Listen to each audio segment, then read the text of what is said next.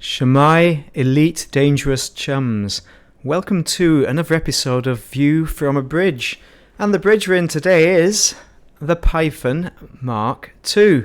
And as you may be able to tell, it looks quite familiar to the Python Mark I. That's because there's been very few cosmetic changes to it. But I suppose the main exciting part is that we are at Titan Raijin. And this is just about to get destroyed, I suppose. It's got 2 hearts left over. But let's look at the Python. In case you've not seen the Python Mark I video, let's talk you through what the Python Mark II offers that's a bit different. So, looking at the dashboard, that blue edging, I think that might be orange in the Python Mark I. You've got the same little foot vents there that will give your feet a little bit of an airing, and you have exactly the same windscreen. You've got the same seating arrangement where you're sat on one side. Your chum is over there. There's your co-pilot, and notice the edging to that seat is in red, but that red edging is only on the seating. If you look following around to over our left hand shoulder, what we can see there is all this blue edging is also edged on the steps. And all the same kind of units are out the back as in the Python Mark I. So there's one exit at the back, which again we might struggle to find our way to because the lighting is pretty poor back there. Fortunately the Titan is lighting our way, but there's some good blue lighting. I do like the look of it back there right now here at the Titan. I think it really makes it atmospheric.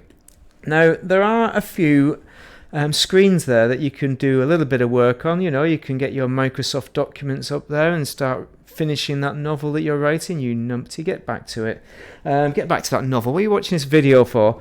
But otherwise, it's just quite a wide open area and a staircase, quite dramatic in a way. But you could imagine that you could probably fit, you can't quite fit a hot tub in there, can you?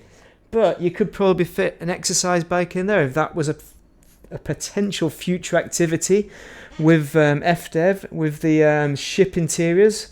And by the way, when I'm talking about ship interiors, I'm talking about the interiors that are already in the game. So if you think you've been clickbaited, maybe you have, but it is quite explicit in the title, and you should have checked it a bit more. Anyway, looking at the ceiling, now this is the interesting bit. So there's a bit of panelling that's stripped away there. Is that vents up there in the ceiling, but also some other vents up at the top. And I like the details. There's also a handhold. Can you see that? There's 2 handholds on either side. You could fit some more seats in there as well if you wanted to. Add some extra crew members. There's a flap there that we can open. I can't reach out with my hand because my hand doesn't work in VR, unfortunately. There's probably a way you can do that. I don't know. You've also got a first aid kit. Now, I've seen other kind of boxes like first aid kits, but this is the first time I've noticed it so obviously. It's very green and white and prominent and very stark, and if we have like a cut finger or something, a paper cut, we can simply go over to the first aid kit over there and get it fixed pronto. But I imagine paper cuts are probably the minimal kind of impact of being out here with all these Fargoids hanging around. But if we look at the central part, I think that's interesting because it's like a car where you've got that central armrest, but it's dividing up the 2 stairways for each pilot who in their scramble for the exit. Maybe they fight each other as they get to the top for who's the first one to the escape pods. I like the schematics on the side. Again, this time it's got the Python Mark II on the schematic. That's probably one of the big differences compared to a schematic of the Python Mark I. What's that funny noise? And of course you have another array of closets on the side up on that plinth there.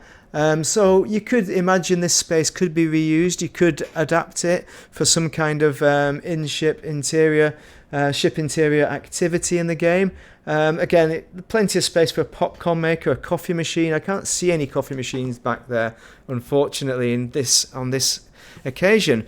Right, I do believe that Titan is calling me, so I should probably just go and see what it's asking, what it wants before my screen starts to steam up. Now I've got the VR headset on. Hopefully this has helped show you just what VR has to offer in Elite Dangerous. It's a very different experience than non-VR, and it's quite the treat indeed. I need to get my pips sorted out because they are to hell.